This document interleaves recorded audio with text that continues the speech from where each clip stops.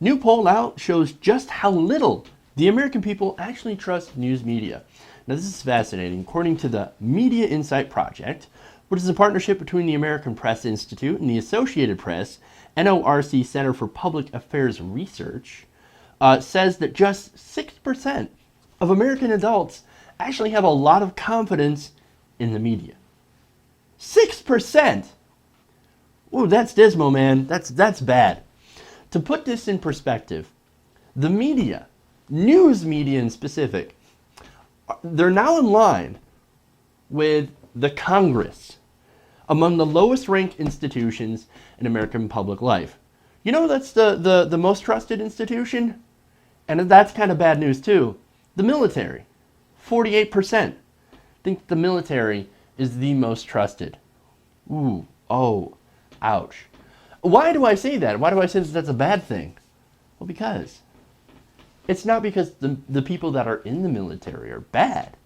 It's the fact that our military right now is doing lots of, I mean, this is kind of sort of a spillover from the George W. Bush administration, where if you don't trust in everything and absolutely everything that the military is doing, you're a bad person, you're not a patriot, you're not an American. No, we should question what our military is doing, especially if it's actually not protecting America, but doing more wars for profit, wars for big corporations. That's what I think our military is doing today. And I'm not in favor of that. That doesn't mean I'm against the servicemen and women. No. I have family that are servicemen, former service members. So I get it. I'm in full support of them, but I'm not in support of the military hierarchy working essentially for private corporations. That's bad. Military good for protecting America. Military working for big corporations, not so good. But nonetheless, they're the most trusted institution, where the media is now the least trusted institution, right next to Congress. That's the state of our affairs right now. So, why is it so low? Well, it's because people feel like they're not getting all the facts. And they would actually be correct about that. They're not getting the facts. In fact, Fox News is a perfect example of that. Fox News is notorious for misleading and just flat out lying to people. Spreading grade A bullshit, right? And look, MSNBC is not that much better. Yes, it's better, but is it that much better? Well, right now they're the corporate arm of the Democratic Party. Not so good, right? And then, of course, CNN is just, well, it's CNN. I mean, come on. Anyway, according to the study, nearly 90% of Americans say that it's extremely or very important that the media get their facts correct. Shouldn't that be 100%? I mean, seriously. Who's part of that 10% out there that's like, hey, you know what? I don't care if they actually use facts when presenting stories. Seriously? Why is that only 90%? This poll, this survey, has an error of 2.9%. I would understand if it was like somewhere around 97.1% of people say, well, it's not important that the media get their facts straight. But 90%, I don't like that at all. Now, about 4 in 10 say that they remember a specific incident that eroded their confidence in the media. Most often one that dealt with accuracy or a perception that it was just one-sided. Now that makes sense. Got a couple examples for you. A good example that gets cited in this article is the Supreme Court's 2012 ruling on Obamacare. Now, if you could remember back to that time, right, where, okay, Obamacare ruled constitutional by the Supreme Court. And conservatives were running around saying, no, don't do it, no. It's not constitutional, it's completely unconstitutional. Plus, did you forget about the death panels? There are death panels in there. Look at the death panels. They're awful. Where's the death panels? Well, there aren't any death panels. But here, conservative media continued with that ridiculous, awful meme. And then there was things like if you can keep your insurance, all of that. Which, look, even though that was political facts, lie of the year, right? The thing is that with that whole thing, yes, you lose your insurance if it was subpar. meaning if it didn't meet the qualifications for actually being insurance. People were literally paying premiums, yes, that were super cheap, and yes, they marketed it as insurance, but it didn't cover shit. If you stub your toe, you're not even covered. It's insurance just for the sake of saying that I have insurance, even though it doesn't do a goddamn thing. Obamacare got rid of that and said, that doesn't count. That's not insurance. Insurance means you actually have something, like if you get sick or injured, that it actually does something, it covers something. That is not insurance. That is not insurance, my friend. So that law got rid of it. So that's PolitiFact's lie of the year, right? And I believe that was for either 2012 or 2013. There's a good example of that. Now there's another good example, was the 2014 Rolling Stone article about an alleged gang rape that happened at a frat party at the University of Virginia. Now that whole story turned out to be complete bullshit, right? And not only just bullshit, but easily avoidable bullshit if the reporter had actually done their due diligence when it came to journalism. Now what they did is that I believe they only trusted like one source, they didn't follow up, and there are just a lot of failures down the chain or up the chain of, editors and stuff saying, wait a minute, you only got one person, one source? Aren't you supposed to corroborate it with different sources and actually do journalism? No. She says it's true, so it's true. Well, not necessarily. You see, here's the thing, right? This story ended up possibly having some very big consequences for the men that were implicated. That could ruin a person's life. So if you're going to make those allegations and if you're going to publish something, just do your due diligence. That doesn't mean, interrogating a possible victim. It just means making sure that you get all of your facts right without trying to blame the victim, okay? And look, you want to make sure to do that so if there is a victim, she gets justice, but on the other hand, an innocent person also doesn't have their life ruined with a big published piece on it in a major magazine, especially when they didn't do it.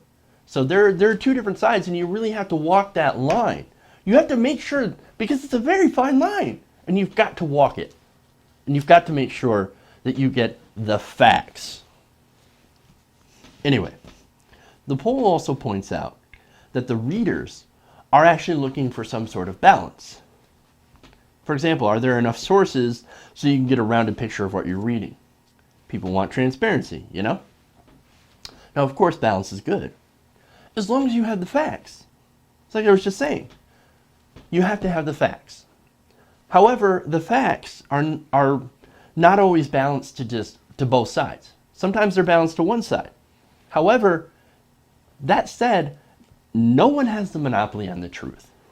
That's why I think, in my opinion, CNN fails so goddamn hard, because they attempt to have the illusion of balance by saying Republicans say this, Democrats say that.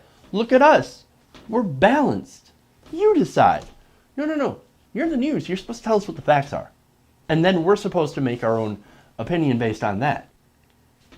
If you're not telling us the facts, if you're just saying, you get to say your talking point, then you get to say your talking point, all we're getting is an earful of talking points. That does not help. That does not help us make informed decisions. That's the problem. And look, when that happens, when you've got a Republican on one side, a Democrat on the other, one side or the other is probably lying their asses off. And when you have hosts that are too afraid of losing access or too afraid of political power to challenge them, that is a problem. And it happens more often when it comes to Republican politicians, but it does happen to both sides. They want access, so they gotta play it down the middle instead of supporting actual facts and challenging them on it. Now, it's not just balance, and it's not just about facts, it's also about integrity, and about news being a public service as it was originally supposed to be. Now, this is according to research commissioned last year by the American Association of Advertising Agencies. And they found that just 10% of Americans think the U.S. news media operates with any integrity.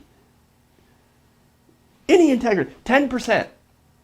Only 10% say they have any integrity at all. That's how they operate.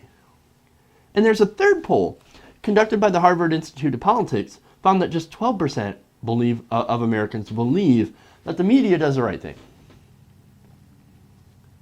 That is so depressing. Not the fact that the people have caught on, just the fact that the media, that the media does not do the right thing and that they don't have integrity. I agree with the American people.